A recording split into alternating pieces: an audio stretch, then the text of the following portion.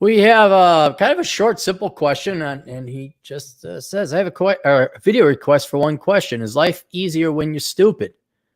I said, "Good question. Depends. Are you living in the West and there's a welfare state? Are you in a meritocracy or Africa or a third world shithole and there's no such thing as welfare?" Blah blah blah. He says, "I live in Northern Virginia. No, it's not a shithole. So you didn't." So I'm just going to answer the question. If there is a welfare state, it is easier to be stupid. There's no doubt about it. Because with the welfare state, your stupid decisions and more importantly, the cost of those stupid decisions are socialized or spread across, or in short, paid for by other people. The most common mistake stupid people make is they have kids they can't afford or don't want to raise. That is the number one stupid mistake people make. And it is also the number one cause of poverty, because it's not like, oh, I picked the wrong ice cream. Okay, you're a stupid person. I really like chocolate. What's this broccoli flavored ice cream? I'm stupid. I'll order, oh, this is bad taste. It tastes like broccoli. It's not as good as I thought. Well, there's no consequence. But stupid people breed kids they can't afford. And then they become, what is it, boy? When stupid people have kids they can't afford, what does that result in them being? Say it with me, po. You po, right? You can even have a high IQ, but if you have kids you can't afford, even if you're married because you believe in, I don't know, say like the Lord will provide, maybe a high IQ, but stupid beliefs also make you, say it with me, boys and girls, po, right? And so this isn't necessarily, it correlates with IQ, but it's not only IQ. Because, man, smart people make some fucked up decisions. They make some really stupid decisions, okay? Like there are some really intelligent people out there who are leftists. And then they go and major in political science and philosophy and gender studies and justice studies and this studies and that studies. They might have a high IQ of 130, but they made a stupid decision. And what happens when you spend $200,000 at Middlebury or Harvard or whatever, and a degree in feminist studies? You become, say it with me, boys, again, boys and girls, po. All right? But if you have some hardworking people who work up the taxes to pay for your bastard crotch fruit kids, or to bail your privileged little ass out of your bullshit faux intellectual masturbation studied for your orgy of intellectual masturbation you had at some bullshit liberal arts college, and they bail you out of that. Or we bail you out of all these, dude, bro, we're making a real estate loan, man, dude, bro. I'm like a pretty big businessman. I'm a pretty big deal. I'm a gray-haired boomer fuck, and I'm in real estate. I have a medallion in my chest here. You know I'm a pretty big deal, and you should lend me money. If you're too stupid to understand my business model, is your business model entail borrowing money you never intend to pay back from multiple banks and keep it going so you can imagine you can afford to live on Lake Wayzata? Oh, is that your business plan? Oh, okay. Get bailed out because the taxpayer have to go, oh, we can't be with it. It's too big to fail. Well, maybe we ought to let it fail and reset, huh?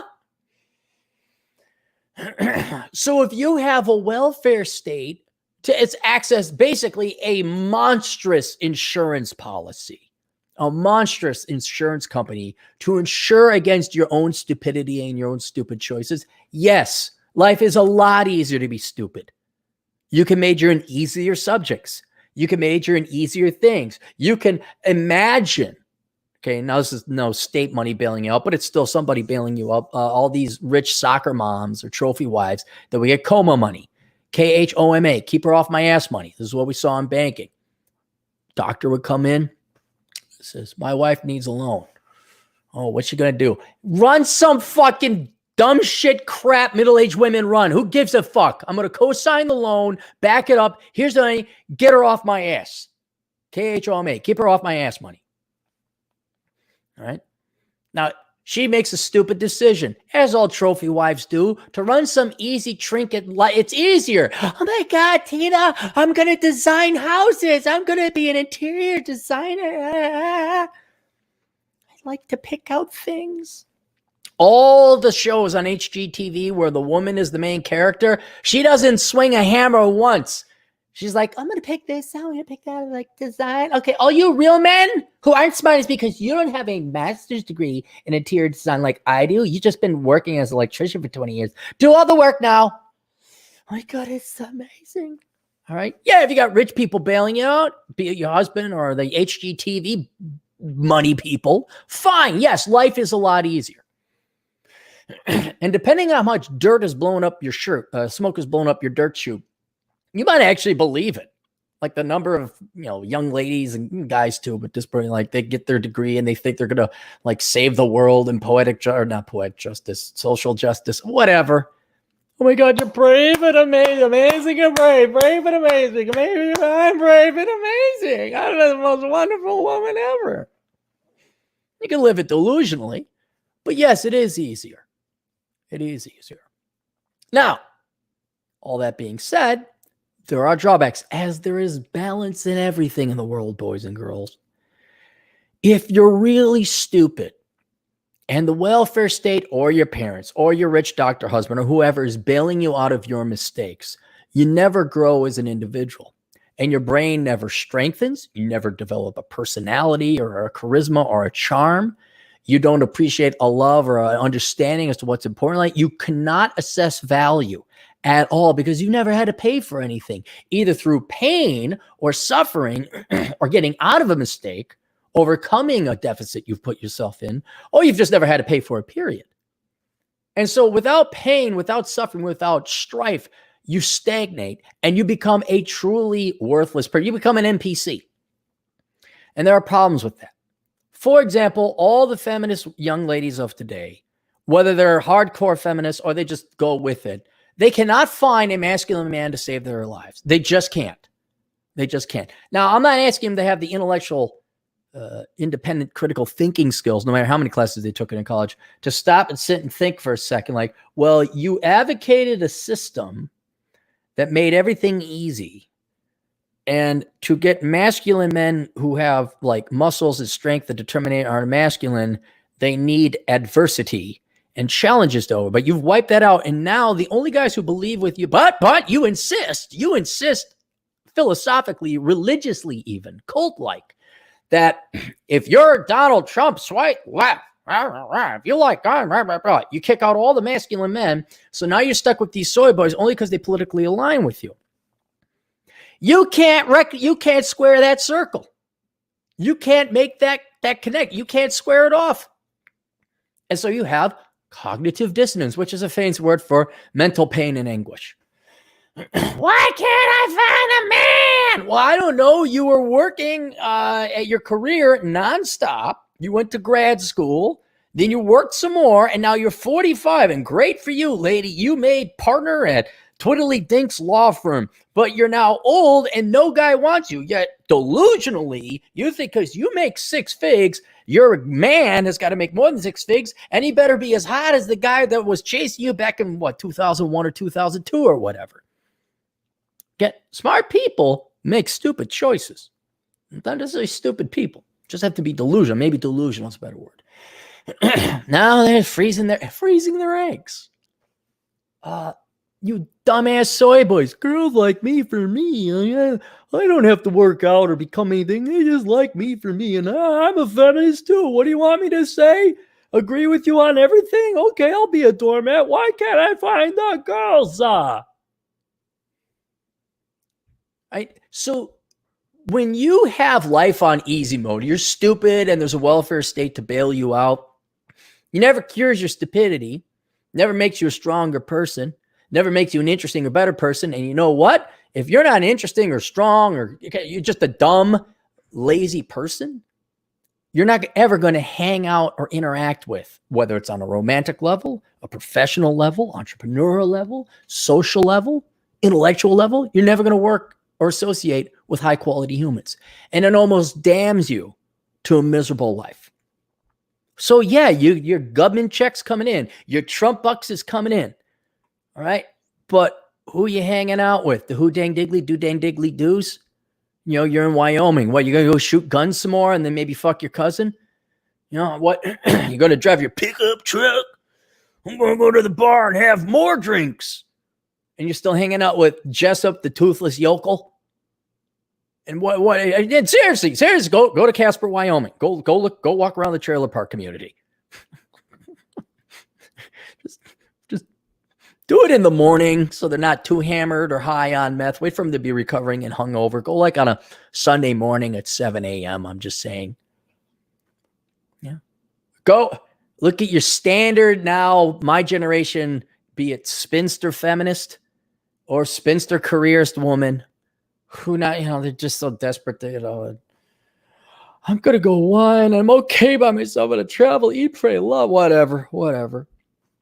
All the kids protesting right now because they majored in stupid crap and they want other people to bail on. Look at their life.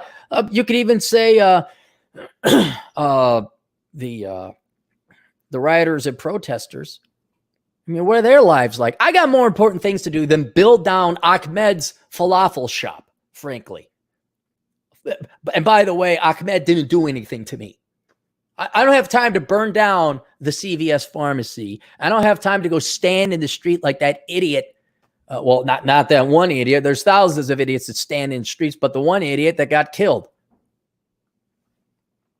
And they're pissed off. They have no idea. They are so pampered and spoiled and shielded from the full cost and consequences of their life. They're never forced to grow up. And now you have idiots actually standing on interstates, closing it down because in their low IQ or maybe super high IQ, but completely flawed delusional mind, they think that's going to lead to something good instead of maybe convincing people through elections, having a political platform that might actually achieve and translate what they want into law. But, hang on, Aaron. That sounds like intelligence and thinking. I'm going to go stand on the interstate, not a bridge, no less. I was like, well, where do you run if there's a bunch of trucks coming? You hop off into the canyon? The larger point is, if you get bailed out by the state because you're stupid, yes, it sucks for us taxpayers. Yes, they are parasites. Yes, about a quarter of your working life goes to support other people. Just look up the numbers and data and prove me wrong. It sucks, pisses me off. But you don't want to be these people. By the law of equilibrium, it must balance. And so you have, someone said, maybe it was Rich Cooper. He sent me a picture of this black gal with a sign that says, willing to settle down now and get married. White man only, please.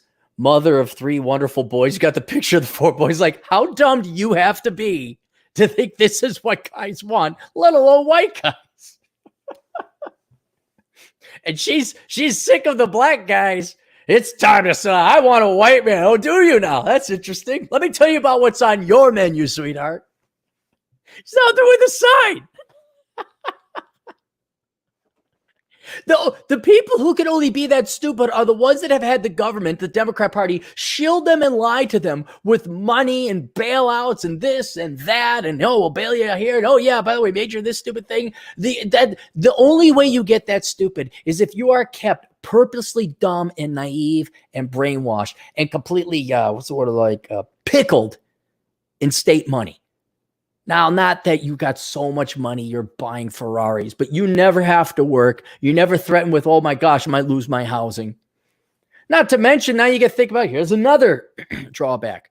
You ever live in Section 8 housing or a neighborhood poor enough that there is Section 8 housing? Old Catmeister has. Not the greatest neighbors. Not the best of smells. Because everyone else, although I lived at Cedar Riverside, you see that in the news occasions. It's right across from the Carlson School of Management. So a fair amount of students would go in, but there was a fair amount of I don't know how they did it. If you got Section 8, you got a voucher or something like that, but not everyone was paying their own rent. And you'd be like, oh yeah, I don't want to raise a family here. It's all right as a single guy, but I'm not going to raise a family here. These people never leave that. They never leave that environment. That's their community. There's I'm sure tent cities all over the place. We don't have to pick out Powderhorn Park. It's a neighborhood in Minneapolis.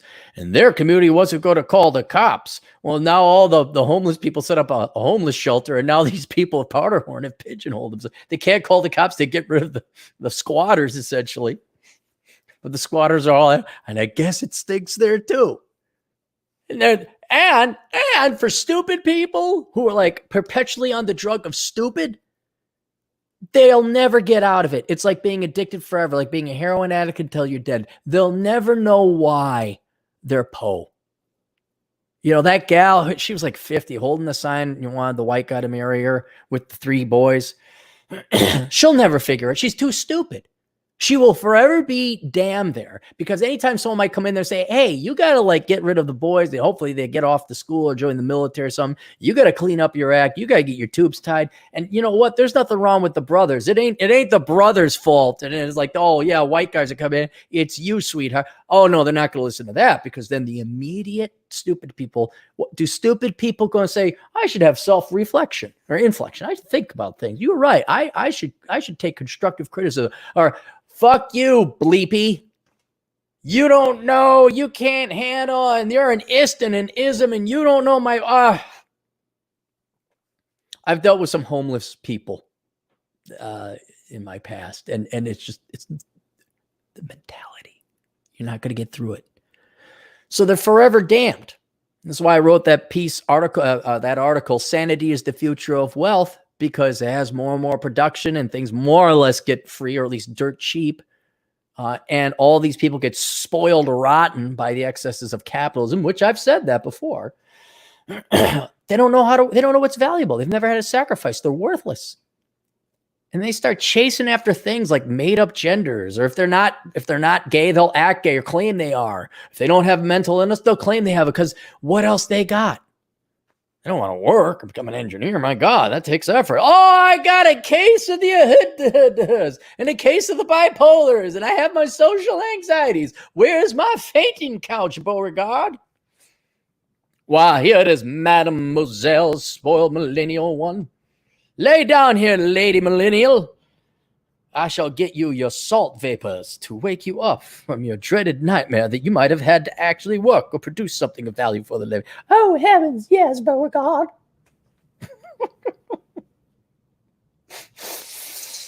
A parasol. Oh, anyway, no, they're all damned to hell. That's why knowing what's going on, at least knowing what's important. You may not get it in life. You may not have love. You may not have a hot spouse, but you'll at least know. You're not there lying in the ditch in Seattle taking a shit on the street like, oh, it's Trump. Think how dumb you have to be taking a shit in Tacoma on the sidewalk, blaming your situation on Donald Trump.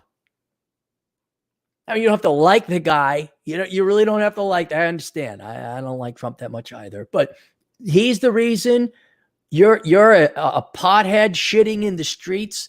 How many of you got degrees? Oh no, that's San Francisco. That's even better than Seattle. That's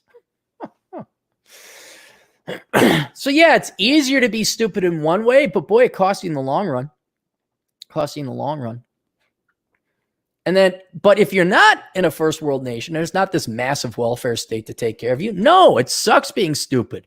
And you don't last long if you're stupid, because you either die or you wake the fuck up and you get some street smarts and you start hustling and you survive.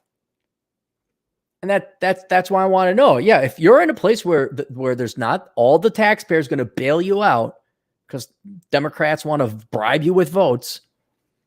I mean, it's the only thing you got. You got votes. That's it. That's all they care about.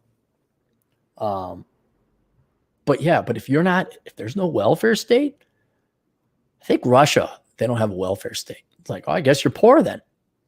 And then the Russians got a little bit more hustle. Economic growth is way more than the United States, though they are coming out of a communist economy from 20 years ago. Though their Russia is stabilized. So there. All right, let's go through the super chats real quick. Miguel Angel Casillas for $2. What the fuck, Cappy? That's my second cousin, so it's okay. No. Second cousin's fine. Okay? That's Montana. That's Billings. All right. Your first cousins, that's the Wyoming mascot. Right? Didn't you know that? Like when you go and play Wyoming in football or soccer or baseball, if they ever get a national football team or national baseball team, it'd be the cousin fuckers. All right. It'd be in Evanston, Illinois, Evanston, Wyoming. It'd be just this trailer park. That'd be their team flag as a trailer. It's not that bad, but by God, there's Wyoming, and then like a distant second is Detroit to me. I mean, it's a distant second. Drift 46 for $5. Just found your work recently, halfway through Curse of the High IQ. Good, thank you. I'm glad you found that. Makes a lot of sense. Just want to say thanks. Keep it up. Yeah, thanks, man. You got all the archives in the world to go through on the podcast and my YouTubes. Hey, here's DJ Aftershock. Where were you this morning, DJ? We even mentioned you. $5. Life is easier when you're a big deal in a bid-NAS major at the Carlson School of Management, and you're pretty huge during happy hour at Grandma's. God, see, no one knows what we're talking about. All right, y'all know the Carlson School of Management. Kitty corner across, not even the interstate. It was Washington Avenue, which then hooked up. No, that went underneath the interstate. There was an intersection of 35W Frontage Road, Washington. There's 7 corners, and they're called 7 corners. It used to be Sergeant Preston's, and there was a hotel there, and there was Grandma's. I think Grandma's went belly up. Hang on, let's look up Grandma's Bar and Saloon, Minneapolis. And there was yeah,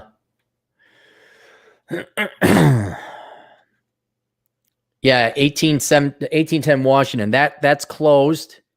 There was Bullwinkle's, and there was just a bunch of bars. And the law school was right there too. So all the dude bro washed up wannabe kids that had mom and dad footing the bill through college, after class they go, dude, let's go to Sergeant Preston's. They got wings. They got happy hour, man. We're gonna go. And I was always envious of them, but not now in hindsight, where I was like, damn it, man, I'd like to get some food and have a beer at 4 p.m. Like, I gotta go back to HQ, change in a fucking uniform and go patrol. And so and I remember there's a parking lot. I don't know if it's there anymore, but you could pay to park. It was something like $200 a month, something egregious. And like, I'd be hoofing it all the way from St. Paul campus on my bike. Sometimes with my backpack and my uniform in there. Because then I'd have to, the security office was on the U of M, Minneapolis campus. I knew you don't want to go all the way back to St. Paul for this, so I throw on my uniform. And I'd get into, the Carlson area, and I'd see these people pulling up in brand new SUVs, and like, here comes Titsy Magoo, and she's 21 years old. She's my age, and she's in my class. I'm like, how do you afford that? How do you afford the $200 a month parking? Of course, because she's from the Edina. My name is Tina. I'm majoring in human resources, and I will determine whether or not you are hired because I have the special gift of the, can't see it. Oh, God, I can't see it. Goddess of quantahines, because my parents are rich, or at least they fake it. Daddy, he's like a pretty big deal at Cargill, and he's like flipping houses on the side. He's a day trader. So my daddy's a pretty big deal. And all those gals got fat. That's the story. Anyway, so that's Grandma's on there, so if you guys were wondering. Yeah, all right, so there you go. Stupid people. Stupid people. They do get easy. They do get off easy in Western civilization with massive welfare programs. But if you're in the real world, no. You die very quickly, or you wake up and get some street smarts. You don't have to be launching, rockets into orbit, but you learn not to be taken advantage of, and there is no one bailing you up. All right, that's it. Questions, answers, assholeconsulting.com. We'll see you guys later. Toodles.